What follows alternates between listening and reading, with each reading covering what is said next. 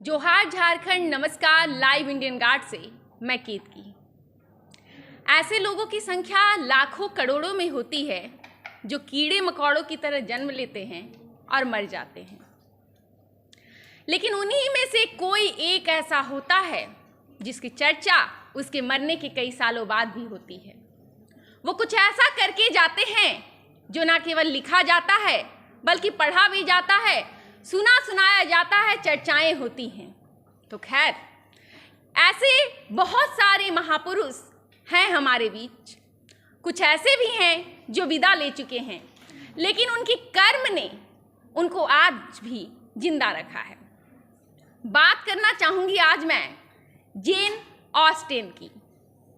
नाम शायद आपने नहीं सुना होगा, हाँ, अंग्रेजी के स्टूडेंट्स जो हैं वो जानते होंगे। तो पहले आपको बता दूं कि इस वक्त मैं मौजूद हूं BVMKU के कॉन्फ्रेंस हॉल में, और आज यहाँ जयंती मनाई जा रही है नोवेलिस्ट जेन की। याद किए जा रहे हैं जेन।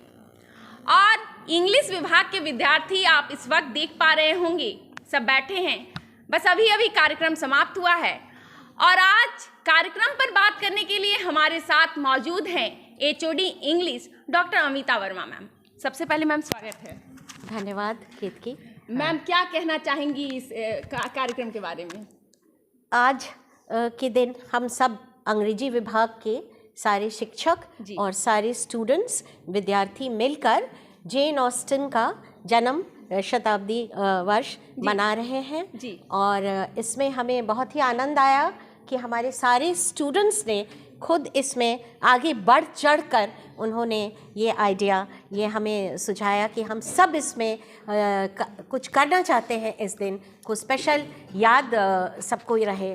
विशेष दिन है बहुत हम सब के लिए, क्योंकि ये लेखिका जो हैं इन्होंने नाम कमाया अपने 6 नॉवेल्स से। उसमें प्राइड एंड प्रेजुडिस नाम का नॉवल लगभग सभी लोग जानते हैं इस विश्व में, और उनके कई नॉवेल्स पर टेलीविज़न का सीरियल बना है, फिल्म्स भी बना है, आज भी बन रहा है। और उनके सारे जो किरदार हैं वो इतने ज़्यादा लोकप्रिय हुए कि लोग अभी भी उनकी कहानियों और किरदारों को याद करते हैं और बार बार पढ़ना चाहते हैं। और उनकी कई सारी जो मुख्य बातें हैं जो हमारे भारतीय परिप्रेक्ष्य से भी मेल खाती हैं। जैसे जैसे ही लड़कियों का परिवार हुआ तो सारे अगल बगल के लोग, सारे परिवार के लोग माता पिता से भी ज़्यादा वो एक प्रेशर जैसा देने लगते हैं कि बेटियां हैं अब शादी कर दो, ठीक है। और ये माताओं के ऊपर भी बहुत ज़्यादा एक प्रेशर आ जाता है, और इसका बहुत सुंदर उन्होंने उदाहरण दिया है अपने नॉवल प्राइड एंड प्रेजुडिस में। तो उनके नॉवेल्स, उनके किरदार आज भी बहुत ही हमारे लिए मायने रखते हैं, और भारतीय परिप्रेक्ष्य में भी हम सब समझ सकते हैं। माता जो मदर जो है या माताएं और जो लड़कियां हैं वो भी समझ सकती हैं कि मदर और फादर से ज़्यादा उनके नेबर, उनके जो रिश्तेदार हैं वो कैसे प्रेशर डालने लगते हैं कि पढ़ाई तो हो रही है, अब लड़का भी इसके लिए तो देख ही रही होगी इस तरह से। हाँ, तो ये एक प्रेशर सब जानते हैं। मगर मुझे बहुत खुशी है कि हमारी यूनिवर्सिटी में जो लड़कियां पढ़ रही हैं वो इस प्रेशर से उबर कर आगे बढ़ के अपनी अलग पहचान कुछ बनाना चाहती हैं। और जैसे हमारी केतकी मैडम खुद हमारे बगल में है, बहुत सुंदर उदाहरण है। और मेरे पुराने बैचेस से भी और नए अभी के जो वर्तमान बैच है उसमें सारी लड़कियां और लड़के भी सपोर्टिव हैं बहुत। इस बात को, लड़कियों के केस को आगे बढ़ाना चाहते हैं कि उन्हें भी आगे बढ़ना है। और हमारे सारे प्रोफेसर्स मेरे डिपार्टमेंट में भी ऐसा ही सोच रखते हैं कि अपना पहचान बना के आगे रखना है, अपने पैरों पर खड़ा रहना है, अपने स्वाभिमान के साथ आगे बढ़ना है। और इसी से मैं बहुत गर्व महसूस करती हूँ कि मैं इस विभाग का हिस्सा हूँ जहाँ इतने अच्छे सोच वाले विद्यार्थी पढ़ते हैं, लड़के और लड़कियाँ दोनों। तो ये मैम, एक बात और जानना चाहूँगी। मैंने सुना कार्यक्रम के दौरान चर्चा हो रही थी कि सेम 1 के बच्चे जो है वो आज ज़्यादा उत्साहित हैं और ज़्यादा आए हुए हैं। बहुत उत्साहित हैं, और ये शुरू से जब से आ रहे हैं तो ये बहुत ही डिसिप्लिन्ड वे में और बहुत ही रेगुलर मेरे स्टूडेंट्स रहे, और सारी बातों को, शिक्षकों का बहुत आदर कर रहे हैं और बहुत अच्छा लग रहा है। और मुझे उम्मीद है कि ये 4 चांद लगाएंगे अपने आगे की उपलब्धियों से, हमारे विभाग का नाम और रोशन करेंगे। जी जी। और मैं खास नाम लेना चाहूँगी फिजा और सजल का, सेमेस्टर 3 के बच्चे जो हैं हमारे विभाग के, जिन्होंने बढ़ चढ़ के इस प्रोग्राम को सक्सेसफुल, इसको आगे बढ़ाने में की सारी रूपरेखा इन दोनों बच्चों ने ली और सबको प्रोत्साहित किया। और इनके व्यवहार से हम सभी प्रोत्साहित हो गए और यही स्पिरिट सबसे ज़रूरी है, मुझे लगता है ये भावना रखना कि हमें कुछ करना है और उसे कर कर दिखाया एक दिन के समय में। बिल्कुल। तो मैं बहुत गर्व महसूस कर रही हूँ। जी मैम, एक सवाल और। जैसे एक कार्यक्रम है, इतना अच्छा कार्यक्रम, और लगभग कमोबेश हर डिपार्टमेंट में ऐसे कार्यक्रम होते हैं।